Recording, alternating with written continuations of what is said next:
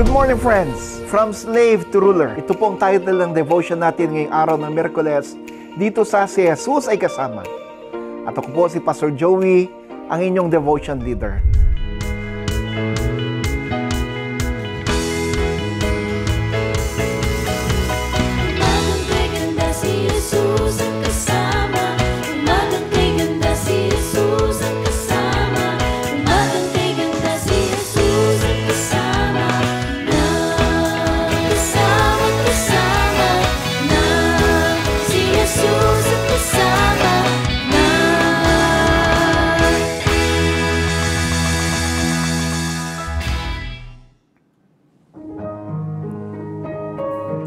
He will carry you.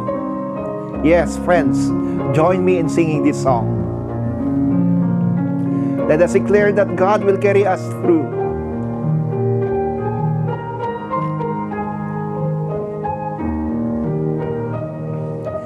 There is no problem too big, God cannot solve it. There is no mountain too tall, God cannot move it. There is no storm too dark, God cannot calm it. There is no sorrow too deep, He cannot soothe it. If He carry the weight of the world upon His shoulders, I know, my brother, that He will carry you. If He carry the weight of the world upon His shoulders, I know, my sister, that He will carry you.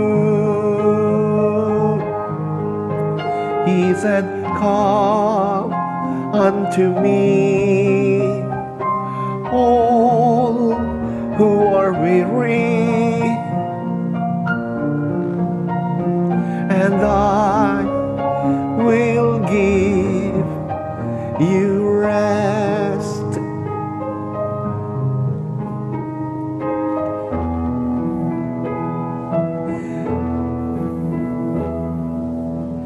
There is no problem too big, God cannot solve it. There is no mountain too tall, He cannot move it. There is no storm too dark, God cannot calm it. There is no sorrow too deep, He cannot soothe it. If He carry the weight of the world upon His shoulders, I know, my brother, that He will carry you. If He carry the weight of the world upon His shoulders, I know, my sister, that He will carry you. I know, my brother, and I know, my sister, that He will carry you.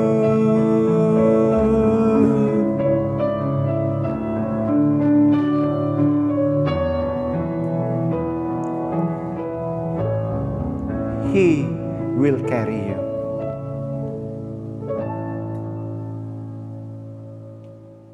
Napakagandang mensahe ng awit, di po ba? Ito'y isang paalala sa atin na anuman ang mangyari, kasama natin ang Diyos. Kanya tayong iingatan, Hahawakan tayo, bubuhatin tayo actually. Di tayo pababayaan. Ito rin po ang mensahe ng ating leksyon sa umagang ito. Genesis 41:37-43. The king and his officials liked this plan. So the king said to them, "Who could possibly handle this better than Joseph? After all, the Spirit of God is with him." The king told Joseph, "God is the one who has shown you these things. No one else is as wise as you are, or knows as much as you do. I'm putting you in charge of my palace, and everybody will have to obey you. No one will be over you except me. You are now governor of all Egypt." Then the king took off his royal ring and put it on Joseph's finger. He gave him fine clothes to wear and placed a gold chain around his neck. He also let him ride in the chariot next to his own. And people shouted, "Make way for Joseph!" So Joseph was governor of Egypt. Friends, we worship a God who does not waste anything. Every aspect of our life stories belong to Him, regardless of whether we are unbelievers or believers. When we put our trust in Jesus, when we put our trust in God, He promises us that He will bring all things together for His glory and our benefit, as stated in Romans 8:28. And it's important to remember, friends, that God can receive glory even from those who do not believe. Just like the case of Pharaoh. The Bible contains numerous historical narratives that demonstrate God's providence through the stories of individuals. And Genesis, the book of Genesis, is filled with such accounts. Now, Joseph's story, friends, is somewhat intriguing. He is first introduced to us in Genesis chapter 30, 22-24. And the subsequent chapters, 37-39, continue to unfold his story until Exodus 1:7. Pero sino nga ba si Jose? At ano nga bang kanyang kwento? Sa Genesis 30, 22-24, malalaman natin doon na si Jose ay anak ni na Jacob at ni Rachel.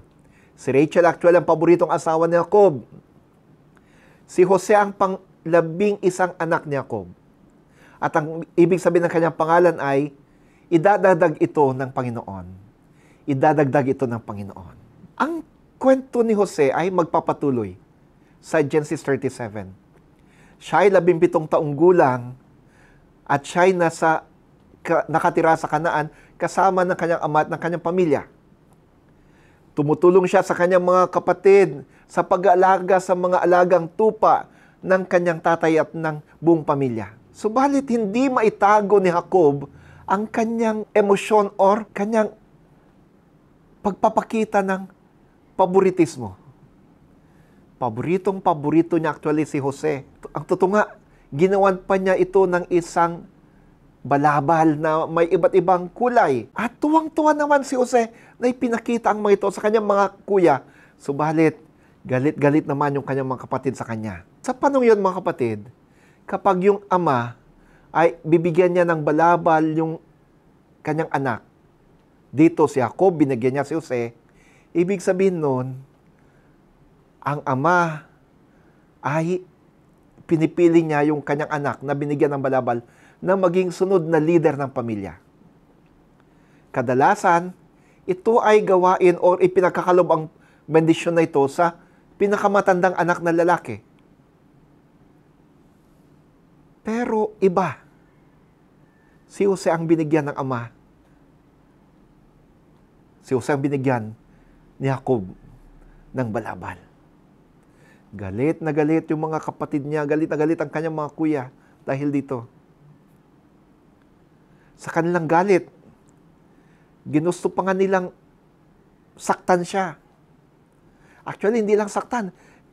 Plinano pa nilang patayin siya. Mas lalo pa ang galit nila nung nanaginip siya na ang ibig sabihin nun yuyukod sa kanya o magbabaw sa kanya ang kanyang mga kapatid. Pati nga actually si Jacob na tatay nila ay nagalit din doon sa panaginip na yon. Sabi niya, ano ibig mong sabihin? Yuyukod kami ng inyong ina at ng iyong mga kapatid upang sambahin ka? nanatili yung galit ng mga kapatid niya sa kanya. Dahil sa una, paborito siya ng kanilang ama. Pangalawa, dahil sa panaginip niyang ito. Isang araw, habang ang kanyang mga kapatid ay nandun sa param, dun sa ilang upang ipastol ang kanilang mga tupa, isinugo ni Jacob si Jose upang tingnan ng kanyang mga kapatid. Malayo pa lang nakita na nila si Jose at pinagplanuhang patayin. Itinapon siya sa isang balon at sasabihin nila, Ama, pinatay po si Jose ng isang mabangis na hayop. Pero yung kanyang kuya na si Reuben, niligtas siya. At gustong ibalik si Jose sa kanilang amang si Jacob. Subalit, nanaig yung kagustuhan ng iba niyang mga kapatid na mawala si Jose sa kanilang landas. Ang ginawa, kinuha yung kanyang balabal at ibinenta naman si Jose sa mga Ishmaelita na papuntang Ehipto. Binenta siya sa halos 20 pilak. Si Reuben naman, pinunit yung balabal ni Jose at dinala kay Jacob pauwi at sinabing, si Jose ay pinatay ng mabangis na hayop. Ibinenta si Jose sa mga Ishmaelita o mga Midianita. At itong mga Midianitang naman to, mga Ishmaelitang ito, ibinenta naman si Jose kay Potiphar na isa sa mga pangunahing gwardya ng Paraon ng Egypt. Pero pansinin po natin, Genesis 32:9, sabi, the Lord was with Joseph and he was a successful man. Sinamahan ng Diyos si Jose at siya naging matagumpay. Pinagpala rin ng Diyos si Potiphar at ang kanyang buong tahanan. Pinagkatiluan siya ni Potiphar, kasama na ng kanyang asawa. Subalit, eto naman ang hindi maganda. Dahil si Jose ay matipuno, gwapo, nagustuhan siya ng asawa ni Potiphar. At gusto niyang tabihan siya sa kama. Isang araw, nung silang dalawa lang ang nasa bahay, niyaya ng asawa ni Potiphar si Jose na tabihan siya. Subalit matibay ang pananampalataya at prinsipyo ni Jose. Ayaw niyang magkasala sa Diyos, ayaw niyang magkasala kay Potiphar. Tumakbo siya papalayo sa asawa ni Potiphar. Nakihila naman ng asawa ni Potiphar yung balabal ni Jose. At nagsigaw sa galit, tulong, tulong! Gusto akong gahasain ni Jose. Nung dumating sa Potiphar, sa galit niya kay Jose, siya ay kanyang ipinakulong. Subalit mga kapatid, batid ng Diyos ang kabutihan at katapatan ni Jose sa kanya. Kung kaya't kahit na siya ay nasa kulungan, sa tulong ng Diyos, naging mabait ang bantay sa kanya. Ganon din yung ibang mga preso. Dalawa sa mga kasama niya sa kulungan ay mga tauhan ng hari ng Ehipto. Nung nanaginip ang mga to, kanya itong ininterpret at nagkatotoo yung interpretation niya sa panaginip ng mga ito. Lumaya yung isa namatay. Paglipas ng 2 taon, the head butler nakabalik sa kanyang posisyon sa palasyo ng Faraon. Tapos, ang hari naman, ang Faraon naman, ang nagkaroon ng isang nakakatakot na panaginip. Naalala ng tauhan ng Faraon na doon sa kulungan ay nandun si Jose na magaling sa pag-interpret sa mga panaginip. Kung kaya't binanggit niya ito sa Faraon at pinatawag ng Faraon naman si Jose sa palasyo. Ininterpret ni Jose yung panaginip ng Faraon at namangha ang Faraon. Naniwala siya sa interpretation ni Jose. Kung kaya't ginawa niya si Jose na tagapangasiwa ng buong Ehipto. Walang ibang mas mataas sa kanya sa Ehipto, kundi ang Faraon lamang. Lumipas ang panahon, dumating ang tagutom sa Ehipto at sa ibang mga bayan na malapit sa Ehipto.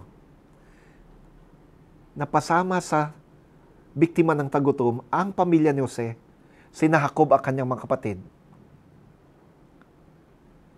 Pumunta ang mga kapatid ni Jose doon sa Egypt para bumili ng trigo, ng pagkain.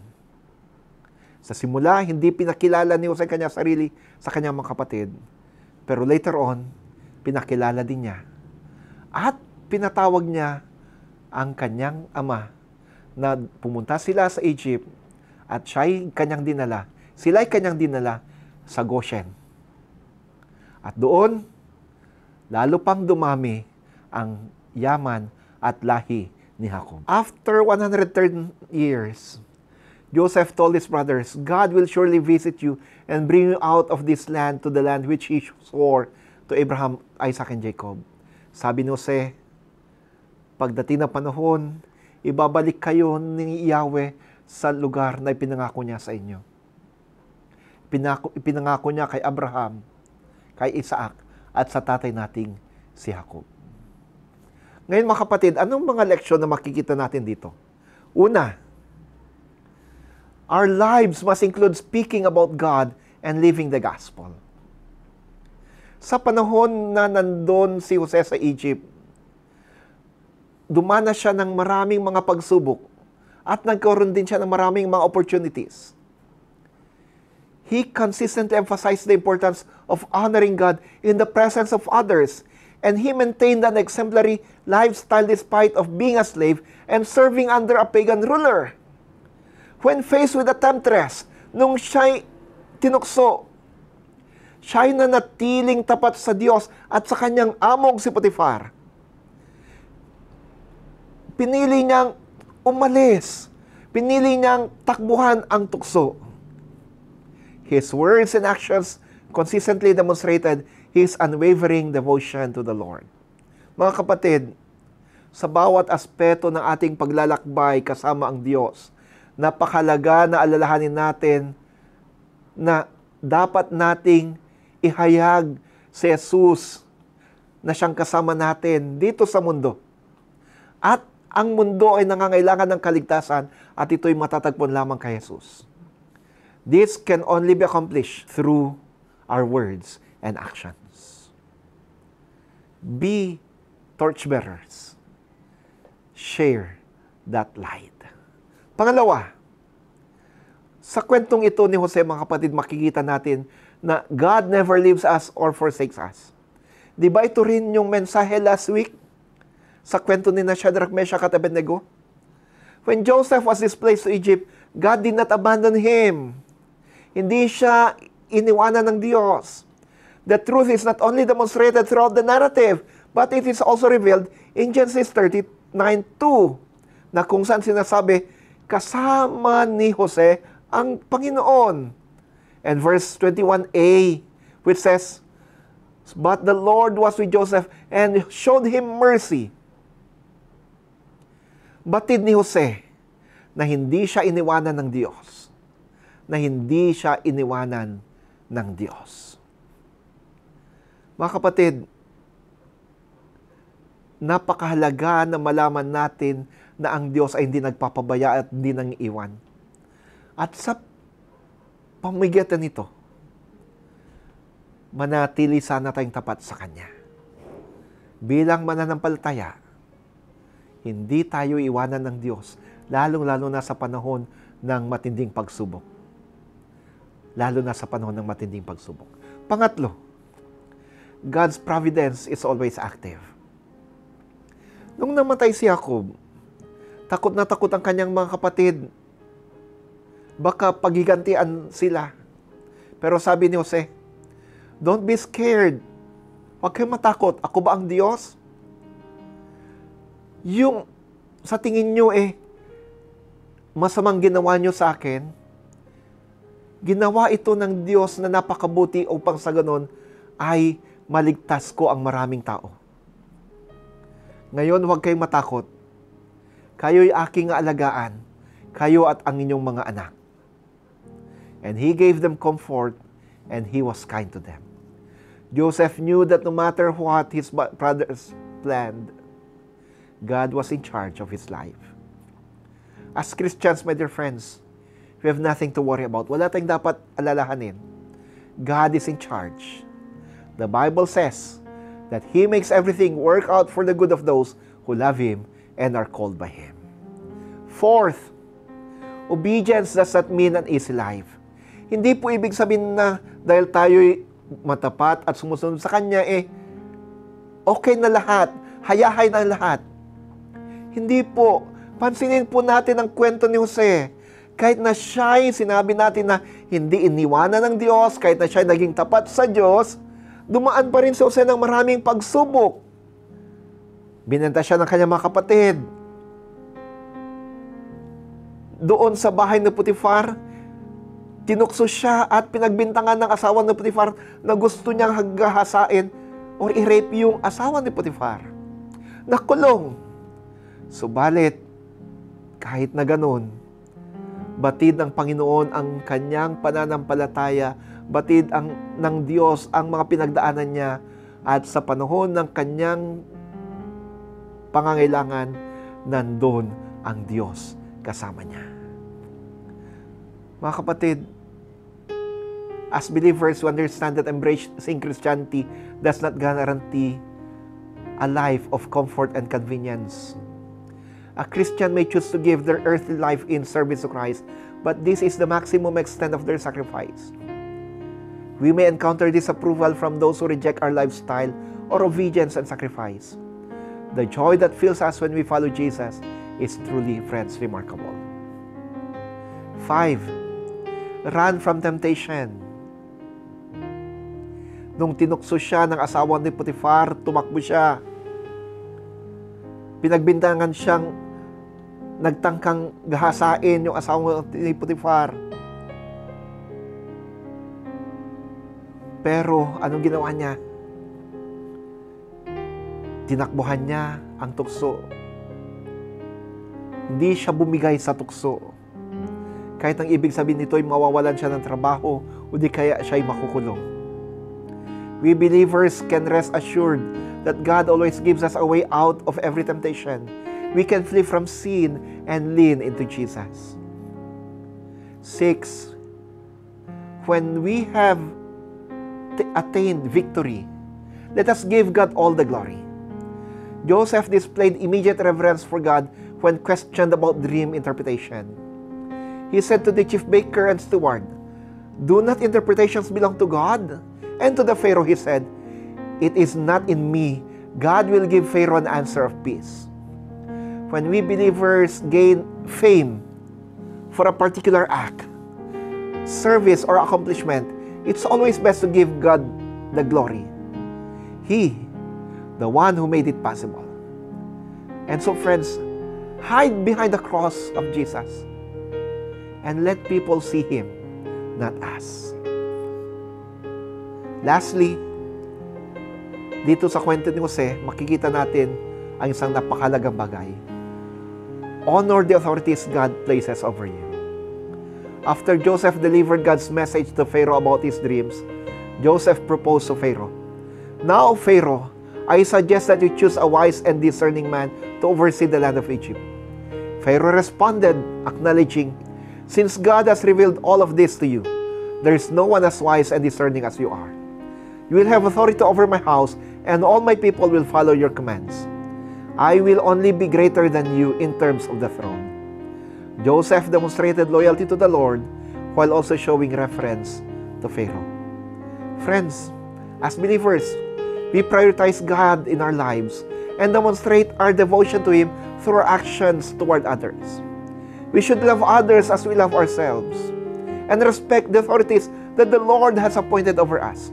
However, it is important to prioritize God's law over human laws. In each book of the Bible, we see valuable lessons for us to learn. While reading throughout the account of Joseph in Genesis, take a moment to reflect on the purpose behind each passage and consider what God intends for you to learn about Him. Seek lessons, for they are surely present. Friends, in this story and in this message, because Joseph remained steadfast and firm on his faith to God, nagliwanag siya kung kaya't ang Faraon naniwala sa Diyos at sinabi niya, meron bang mas makapangyarihan pa kaysa sa Diyos ni Jose? Because of his faith, people believe in God. Manalangin tayo. Salamat, Panginoon, sa pagtawag mo sa amin upang sa ganon ay maging tapat kami sa inyo at magliwanag kami sa mundong ito. Kagaya ni Jose, kami patatagin. Kagaya ni Jose, kami palakasin. Pagliwanagin mong aming ilaw, O Diyos. Magningas na ang aming pananampalataya upang sa ganon, sa anumang sitwasyon na kami maparoon, makikita ng iba na kayong kasama namin. At dahil kayo kasama namin, kami matatag lagi. At dahil kayo kasama namin, ang mga iba ay maniwala din sa iyo. Pinapanalangin ko, Panginoon, mga kapatid ko na nasa online ngayon, kasama ko sa umagang ito. Pagpapalang yung pagkalob sa kanila. Pagalingin ang sinumang may sakit. Ingatan sila. Sa ngalan mo, Kristo. Amen. At sa lahat po na nagdiriwang ng kalang birthdays and wedding anniversaries, happy birthday po at happy wedding anniversary. I declare blessings upon blessings to you now as you celebrate. At mga kapatid, kung kayo naman po ay na-bless sa devotion na ito at sa mga online ministries ng NACS UMC, feel free to share this or tag your friends. Yes, share your blessing. Help us in producing more contents and in coming up with more ministries for God's people. Narito po ang GCash at bank accounts ng NACS MC, and you can also send stars. Muli po, ako si Pastor Joey na nagsasabing, smile, rejoice in the Lord always, spread the joy. God bless po sa inyo.